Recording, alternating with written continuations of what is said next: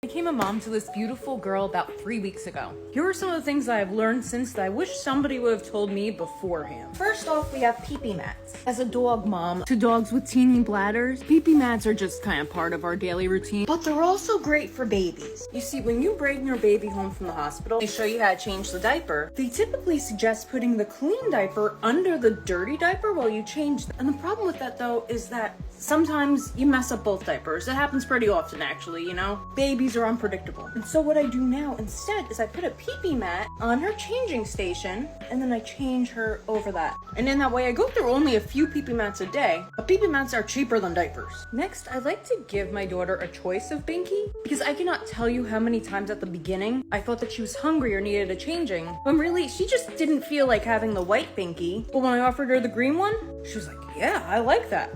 So give options. Now, my personal favorite is the co-sleeper. This has changed my life. Because like most babies, she would prefer to be held and to be close than to be in her bassinet. But that's not safe for her. Try telling her that. Co-sleeper is a good happy medium. It has little bumpers here for her safety. And I actually put a pee-pee mat in there, tucked it in. That keeps it clean. It also has handles so you could take it places. Like I've put it places just as a little napper for her. It's so light, but sturdy. Love it.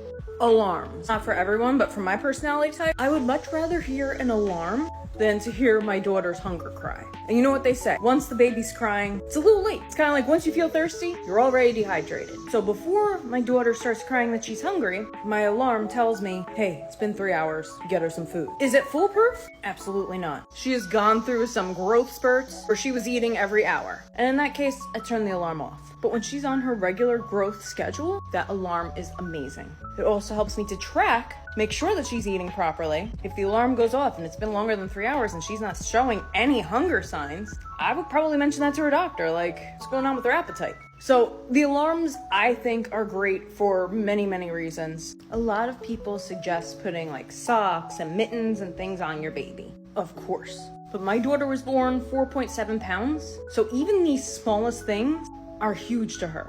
I have never had a sock stay on her for more than 2 minutes. And so, if you are concerned about your child scratching themselves, baby nail files. I don't know if all babies are like this, but mine lays there like she's at a baby spa. It is the cutest thing. I know she's gonna love manicures when she's older, so we get to bond with filing her nails, and we get to avoid her having to wear mittens, which I know she would not be a fan of, because she likes her hands, she likes to have them out.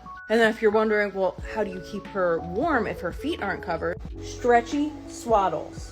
You'll see swaddles that look like scarves, Velcro ones, but the ones that actually keep my daughter in there and comfiest and not moving around are the stretchy ones. They're a few dollars more and harder to come by, but so worth it. I originally got this really fancy thing to clean her bottle caps and pacifiers, but I was not thrilled with it. It started to get this like burning smell. Didn't trust it. And so instead I switched to these. They're steam bags that you just put in the microwave and they clean your stuff for your baby. So much cheaper, so much easier, and no burning smell. And now these are some things that everybody told me that couldn't be more true, or even more true than I thought they would be. Number one, diapers. You think you're gonna need a lot of diapers? Double it. Number two, people love babies. Oh my goodness. People are so nice. So that's exciting because it gives you a lot to bond with people over, and not just people, animals too. Like I was so worried that my puppies were going to be jealous of a new baby in the house, but no, new best friend for them. They're so happy and we have a new friend to like bond over, so it's really cool. Same thing with family, obviously.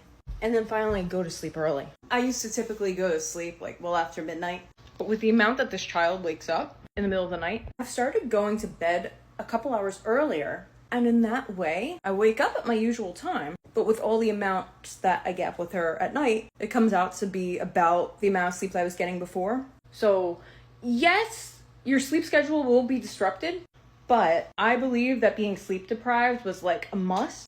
But if you work your schedule, you could potentially not be that much of a zombie. There are so many other things that I've learned and I know I will learn. So if you have any other tips or thoughts, drop a line.